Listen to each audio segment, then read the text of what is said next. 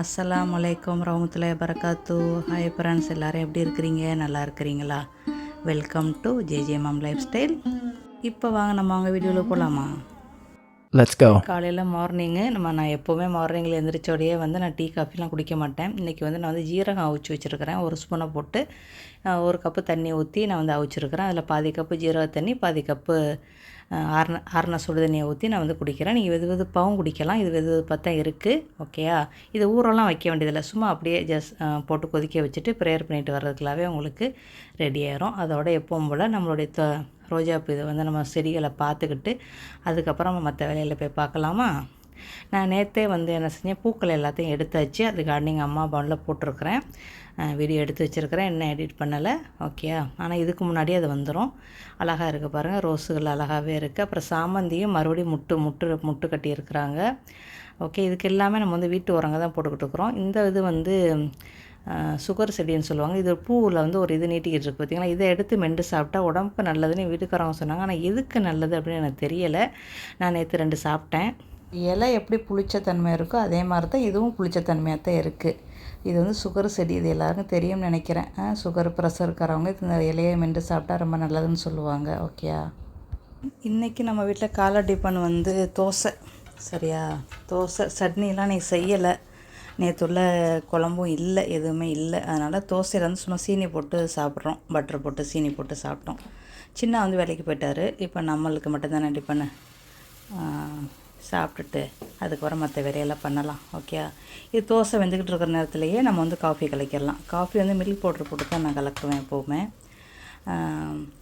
Milk பசும்பால் இங்கே ஒரு இதில் டப்பாவில் வச்சு இங்கே இப்போ இருக்குது, எங்கள் இடத்துல இப்போ விற்கிறாங்க. அதை வாங்கி நான் என்ன ட்ரை பண்ணலை, நல்லா இருக்குமா என்னென்னு தெரியலை. அதை வாங்கி வச்சுக்கிட்டால் நம்ம பாலை காய்ச்சி நம்ம போட்டு குடிக்கலாம். முட்டை போட்டு லைட்டாக ப்ரௌன் சுகரை லைட்டாக தூவி விட்டு, ப்ரௌன் சுகரை வெள்ளை சீனியோ எல்லாமே ஒன்று தான், தூவி விட்டு அது மேலே என்ன செய்யுங்க, லைட்டாக பூ போல் அப்படியே நெய்யவோ இல்லைண்டா எண்ணெய் ஏதாவது நல்லெண்ணெய் ஊற்றி சாப்பிட்ற வேண்டியதான், முடிஞ்சிருச்சு.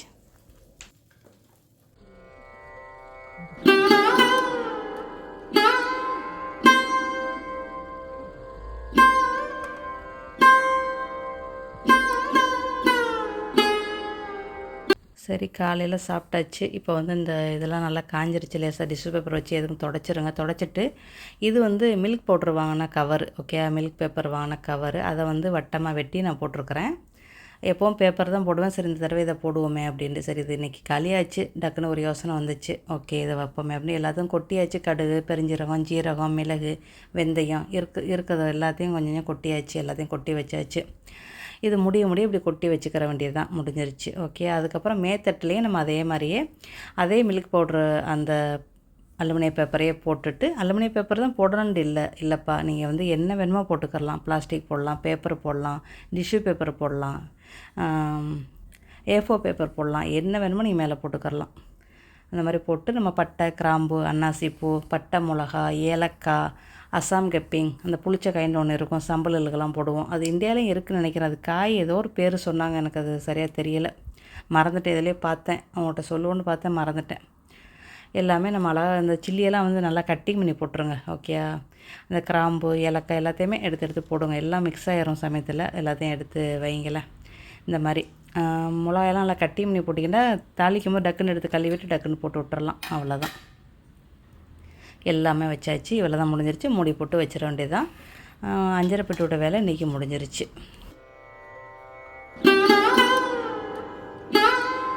இது ரெடிமேட் மாவு, அதிரசம் மாவு. இது வாங்கி கிட்டத்தட்ட 6 மாதம் ஆயிடுச்சு. இப்போ தீபாவளி டயத்தெல்லாம் வாங்கலை. ஏற்கனவே வாங்கினது 4 பேக்கெட்டு வாங்கினேன். 2 முடிச்சுட்டு 2 ஐஸ் பெட்டிக்கிலே இருந்துச்சு. சரி, இன்றைக்கி செய்வோம், நாளைக்கு செய்வோம், இன்றைக்கி செய்வோம், நாளைக்கு செய்வோம், இப்படியே பொழுது போயிடுச்சு. அதான் இன்றைக்கி எடுத்து வெளியே வச்சாச்சு, இன்றைக்கி செஞ்சுருவோம் அப்படின்ட்டு. அந்த 1 கிலோ மாவுக்கு 1 ஸ்பூன் அளவுக்கு நெய் போடுங்க. 1 கரண்டி சட்னி ஆப்பையில் 1 கரண்டி பால் வேண்டாம் போட்டுக்கிறங்க, போட்டு பிணைஞ்சிருங்க. ஓகே, பால் போட்டிங்கன்னா உங்களுக்கு அதிரசம் நல்லா சாஃப்டாக வரும். அதுக்கு தான் பால் போட்டுக்கிறங்க. அதோட எல்லாத்தையும் நல்லா பிணைஞ்சி வச்சுருங்க. பிணைஞ்சி வச்சுட்டு அது மேலே லைட்டாக 1/4 ஸ்பூன் அளவுக்கு நெய்யை தடவி அப்படியே வச்சுருங்க. அது வடக்கு ஊறட்டும். அதுக்கப்புறம் நம்ம உருண்டை போட்டுக்குருவோம். ஓகே, ரெடிமேட் மாவை நீங்கள் இப்படி செஞ்சு பாருங்களேன். உங்களுக்கு நல்லா வீட்டில் செய்கிற மாதிரி அதிரசம் கிடைக்கும். கண்டிப்பாக ட்ரை பண்ணி பாருங்கள்.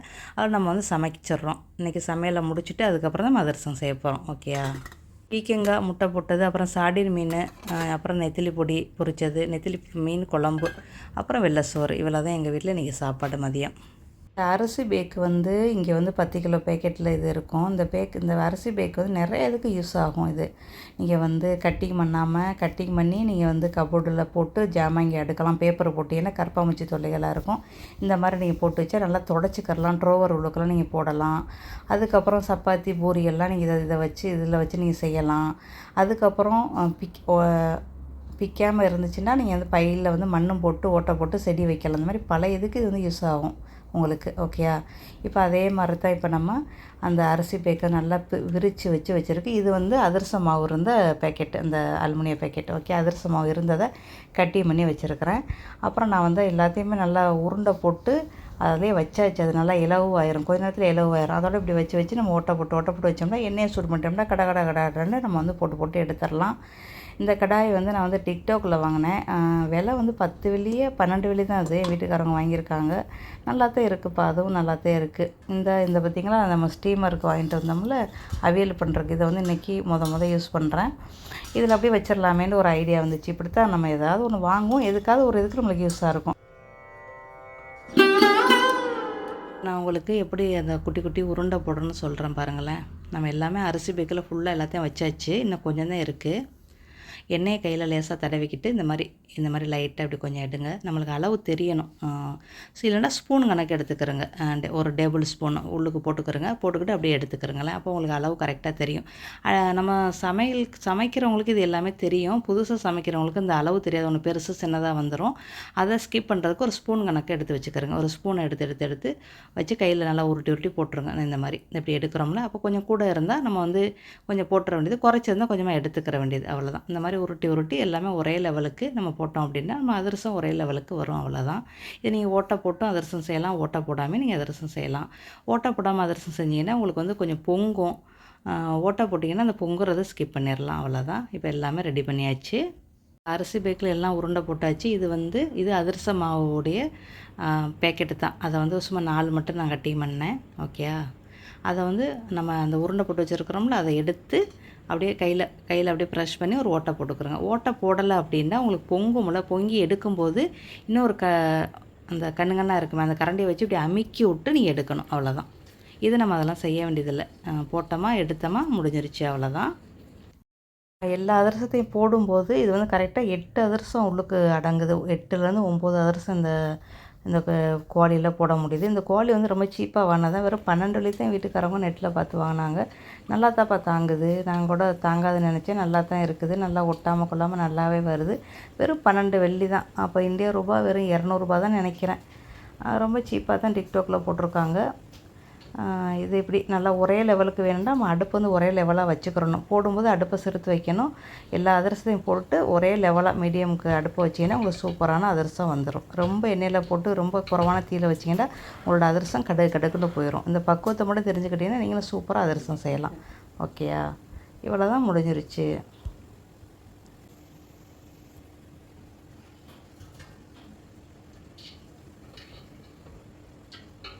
இது நீங்கள் வாழை இலையிலையும் வைக்கலாம். நான் வந்து இந்த அதிரச மாவு பேக்கெட் இருக்கும்ல, அதை தான் கட்டிங் பண்ணி பின்னுக்கு திருப்பி வச்சுருக்கிறேன். இந்த 2 உருண்டையாகவும் நீங்கள் வந்து இப்படி தட்டி போட்டுடலாம். சின்ன அதிரசம் தானே, அப்போ நம்ம சீக்கிரம் வேலை முடிஞ்சு போயிடும். 8லேருந்து 9 அதிரசம் அந்த கோடியில் வந்து நம்மளுக்கு வந்து பொரித்து எடுக்க முடியுது. அதுக்கு தக்க நம்ம வந்து தட்டி போட்டுற வேண்டியதாக முடிஞ்சிருச்சு. 1/2 மணி நேரத்தில் இவ்வளோ அதிரசம் செஞ்சாச்சு.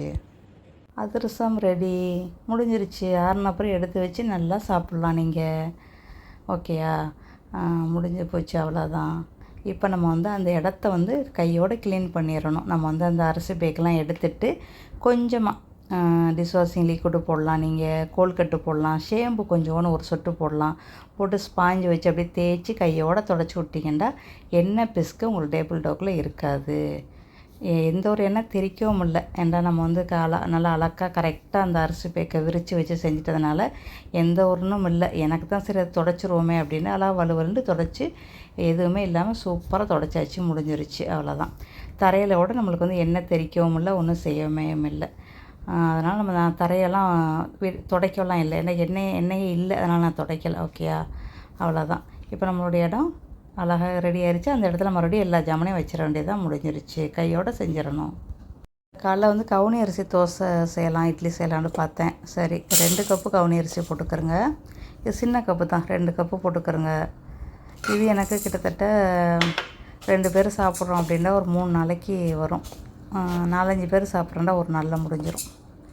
கவுனி அரிசியை போட்டு வச்சுக்கிறேங்க. அப்புறம் இன்னொரு இதில் வந்து உளுந்து வந்து 1 கப்பு போடலாம், 3/4 கப்பு போடலாம், உங்களுடைய விருப்பம். ஓகே, உளுந்து வந்து நான் வந்து 3/4 கப்பு கிட்டலாம் போட்டிருக்கிறேன். அப்புறம் வந்து வெந்தயம் வந்து 1 ஸ்பூன் போட்டிருக்கேன். அதுக்கப்புறம் அரிசி வந்து 1 கப்பு, சாப்பாட்டு அரிசி. நீங்கள் இட்லி அரிசி வேணாலும் போட்டுக்கிறோங்க. இப்போ எல்லாத்தையும் நல்லா கழுவிட்டு தண்ணியெல்லாம் இது பண்ணிவிட்டு நல்லா 4வது தண்ணி 5வது தண்ணியை ஊற்றி மூடி வச்சிட வேண்டியது. இது ஊறட்டும், ஒரு 4 மணி நேரம் ஊறட்டுமே, அதுக்கப்புறம் அரைச்சிக்கிடுவோம். ஓகே, இந்த வேலை முடிஞ்சிருச்சு. அப்புறம் மகரிப் பிறகு உடம்பு அரைச்சி வச்சா போதும் நம்மளுக்கு. இது ஒரு சின்ன டிப்பு தான். இந்த பாட்டிலில் தான் நான் எப்போவுமே உளுந்து பருப்பு எல்லாமே கொட்டி வைப்பேன். ஜூஸ் பாட்டில் உளுந்து. இப்போ இது முடிஞ்சிருச்சு, மறுபடியும் கொட்டி வச்சாச்சு, முடிஞ்சிருச்சு. இது 1 கிலோ 1/2 கிலோ 400 கிராம் கொட்டி வைக்கலாம். நம்ம 1 கிலோ இப்போ பேக்கெட்டில் வாங்கினோம் அப்படின்னா 2 தடவை கொட்டி வைக்கணும், அவ்வளோதான். இந்த மாதிரி வச்சுக்கிட்டா நீங்கள் நிறைய பாட்டில் நீங்கள் வச்சுக்கரலாம். ஓகே, அவ்வளோதான். சின்ன ஃபேமிலிகளுக்கு இந்த மாதிரி பாட்டிலே போதும், இடம் ரொம்ப மிச்சம். சூப்பராக அழகாக எல்லாத்தையுமே நீங்கள் பாட்டிலில் போட்டு எல்லா பருப்பு வகைகள் எல்லாத்தையுமே நீங்கள் பாட்டிலில் போட்டு வச்சிடலாம், இடம் ரொம்ப மிச்சம். அதுக்கப்புறம் இது தான் நான் பால் பாக்கெட்டு சொன்னேன்ல, இது பால் பாக்கெட்டு முடிஞ்சோட அந்த அலுமினிய கவரை வந்து நான் வந்து அந்த இதுக்கு வட்டமாக வெட்டி போட்டலாம், 5 பெட்டிக்கு. இது தான். ஓகே, இந்த பால் கவரை வச்சு கூட நீங்கள் வந்து பூரி தேய்க்கலாம், சப்பாத்தி தேய்க்கலாம், இந்த மாதிரி கூட நீங்கள் வச்சு தேய்ச்சிக்கிறலாம். அலுமினியம் தானே. ஓகே, அதுக்கப்புறம் நம்ம வீட்டில் கரப்பாம்பூச்சி தொல்லையாக இருக்குது. பெரிய வெங்காயம் எடுத்திங்கன்னா பாதி வெங்காயம் போதும் உங்களுக்கு அளவுக்கு. நான் வந்து சின்ன வெங்காயம் வந்து 4 எடுத்துருக்கிறேன். 4 எடுக்கலாம், நீங்கள் 5 எடுக்கலாம். அதை வந்து லைட்டாக கட்டிங் பண்ணிக்கிறங்க, மிக்சியில் வந்து போட்டு அரைச்சி இது பண்ணிக்கலாம். பெரிய வெங்காயம் எடுத்திங்கன்னா ஒரு பாதி வெங்காயம் எடுத்துக்கிறேங்க. நம்ம வீட்டில் கரப்பாம்பூச்சி தொல்லையாக இருந்துச்சு, ராத்திரியே பார்த்தேன். கரப்பாம்பூச்சி ஒன்று ஓடிச்சு, பள்ளி வந்து மேசையில் ஒன்று இருந்துச்சு. சரி, இவங்களுக்கு காலையிலே வேலையை பார்த்துறோன்னா தான் இப்போ இதை செய்கிறேன். ஓகே, ஈவினிங்கில் செஞ்சு விட்டேன்னா அந்த வேலை முடிஞ்சு போச்சு. அப்புறம் வந்து இதுக்கு வந்து பேக்கிங் சோடா 1 ஸ்பூன் எடுங்க. வெங்காயம் வந்து ஒரு 5 சின்ன வெங்காயம் இல்லைன்னா ஒரு 4 சின்ன வெங்காயம் எடுத்துக்கிறோங்க. பெரிய வெங்காயம் போட்டிங்கன்னா பாதி வெங்காயம் போதும், அதை கட்டிங் பண்ணி நீங்கள் போட்டுக்கிறோங்க. பெரிய வெங்காயம் கொஞ்சம் காரத்தன்மையாக இருக்கான்னு செக் பண்ணிக்கிறங்க. அப்புறம் டூத் பேஸ்ட்டு என்ன பேராக இருந்தாலும் சரி, 5 ரூபா பாக்கெட்டாக இருந்தாலும் டூத் பேஸ்ட்டு ஓகே தான். எதாக இருந்தாலும் சரி, சௌரியமானதே இதுக்கு ஓகே தான், நம்மளுக்கு பிரச்சனையே இல்லை. ஒரு 1/4 ஸ்பூன் அளவுக்கு டூத் பேஸ்ட்டு போட்டுக்கிறோங்க. நான் இன்றைக்கி கோல்கிட்டு போடுறேன். ஓகே, என்ன நேமாக இருந்தாலும் நீங்கள் போட்டுக்கிறோங்க. 1/4 ஸ்பூன் அளவுக்கு போட்டிங்கன்னா உங்களுக்கு கரெக்டாக இருக்கும் இந்த அளவுக்கு. பள்ளி தொல்லை கரப்பாம்பூச்சி தொல்லை உங்கள் வீட்டில் இருந்தால் அந்த டிப்பை ஃபாலோ பண்ணுங்கள். இப்போ வந்து தண்ணியெல்லாம் ஊற்றாமல் மிக்சியில் சுற்றிட்டு அதுக்கப்புறம் ஒரு 100 மில்லி தண்ணி இல்லைன்னா ஒரு 50 மில்லி தண்ணியை ஊற்றி நல்லா நைஸாக அரைச்சிக்கிறங்க. ஓகேயா, இப்போ வந்து நொரப்பாக அரைச்சிட்டு அதுக்கப்புறம் தண்ணியை மிக்ஸ் பண்ணி நீங்கள் அரைச்சிக்கிறங்க.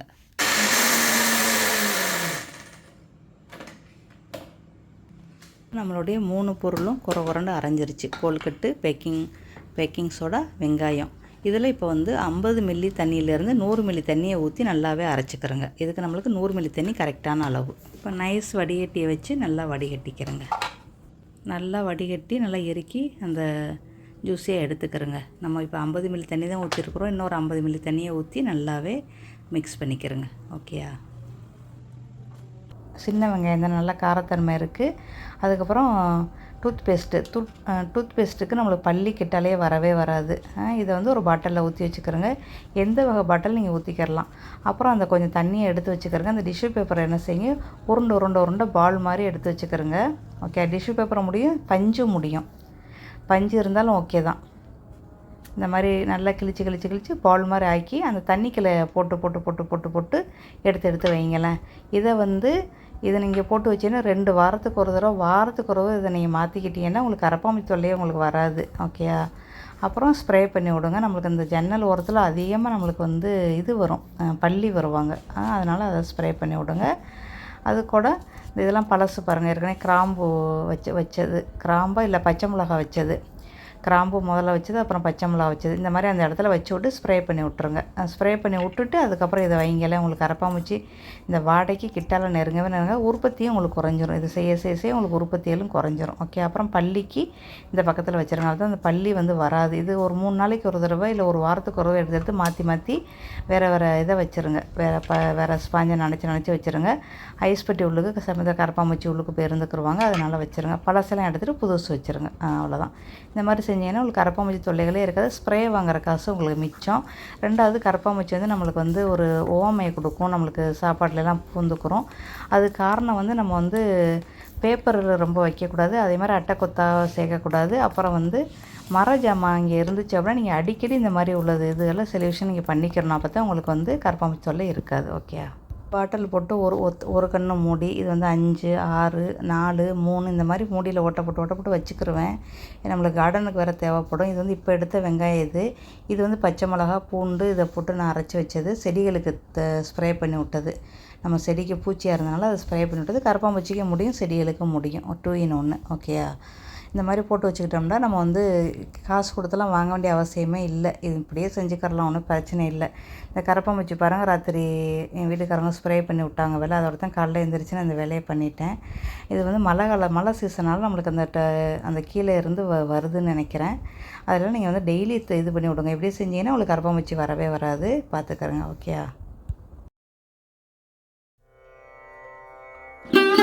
நம்ம வந்து சவுக்காய் அப்புறம் வந்து சுரக்காயெல்லாம் வந்து கட்டிங் பண்ணுவோம். கட்டிங் பண்ணி வேகிறது கொஞ்சம் லேட்டாகும். ஓகே, அதுக்கு நீங்கள் என்ன செய்யும், கட்டிங் பண்ணிவிட்டு கொஞ்சமாக உப்புக்கல்லை போட்டு நல்லா உலுக்கி வச்சுருங்க.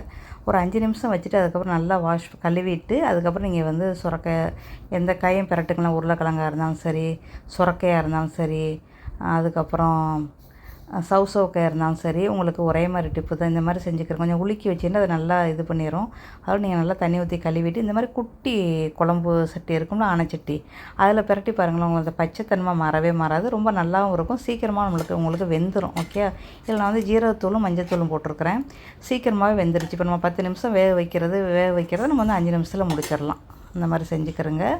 ஓகே, அப்புறம் இப்போ ஒரு ஹெல்த்தி டிப்புக்கு வரலாமா. புதினா இது நம்ம வீட்டு புதினா தான். புதினா வந்து நல்லா கொஞ்சம் எடுத்துக்கிறங்க. ஒரு பொடி அளவுக்கு இலையும் காம்பு எது வேணாலும் முடியும் எடுத்துக்கிறங்க. எடுத்து ஹாட் வாட்டர் நல்லா வந்து ஊற்றி மூடி வச்சுருங்க. இல்லைன்னா ஒரு கொதி தண்ணியை கொதிக்க வச்சு போட்டு மூடி வச்சுருங்க. இது வந்து ஒரு கிளாஸ் ஒரு நாளைக்கு குடிங்கலாம். உங்களுக்கு சளி, நெஞ்சு சளி எல்லாமே உங்களுக்கு போயிடும். இப்போ மழை சீசனுக்கு அதிகமாக எல்லாருக்கும் சளி பிடிக்கும். அது இந்த டிப்பு ரொம்ப பேருக்கு ஒரு பயனுள்ள டிப்பாக இருக்கும். கண்டிப்பாக ட்ரை பண்ணி பாருங்கள். ஓகேயா, இதை பாருங்கள், இந்த மாதிரி நல்லா ஊறணும். அதுக்கப்புறம் வடித்து ஒரு கிளாஸாக குடிச்சிருங்க. இல்லைன்னா அரை கிளாஸ் புதினா தண்ணி, ஒரு அரை கிளாஸ் வெதுவெதுப்பான தண்ணியும் கலந்து குடிச்சிருங்க. டெய்லி இப்படி குடிச்சிங்கனாலே உங்களுக்கு நெஞ்சு சளி வரவே வராது. வாரத்தில் 3 நாளே குடிங்களேன். உங்களுக்கு சளி நெஞ்சு சளி, உங்களுக்கு இருமல் எல்லாமே போயிடும். இது நம்ம வந்து ஹோம் ரெமெடி தான். கண்டிப்பாக ட்ரை பண்ணி பாருங்கள். எல்லாத்துக்கும் நம்ம ஹாஸ்பிட்டலுக்கு போகாமல் இந்த மாதிரி செஞ்சுக்கலாம். இன்றைக்கி போட்ட பதிவு எந்தளவுக்கு பயனுள்ளதாக இருக்குன்னு முடிஞ்சால் கமெண்ட் பண்ணுங்கள். புதினா காம்பெலாம் இருந்துச்சுன்னா நீங்கள் தண்ணிக்குள்ளே போட்டிங்கன்னா உங்களுக்கு வேர் வந்துடும். இல்லைன்னா தண்ணிக்குள்ளே போட டைம் இல்லைன்னா சும்மா அந்த ஏதாவது மண் கலவை கலந்து வச்சுருங்களேன். அது பார்த்து வந்துடுவாங்க. 2 நாளைக்கு ஒரு தண்ணி ஊற்றிக்கிறலாம்.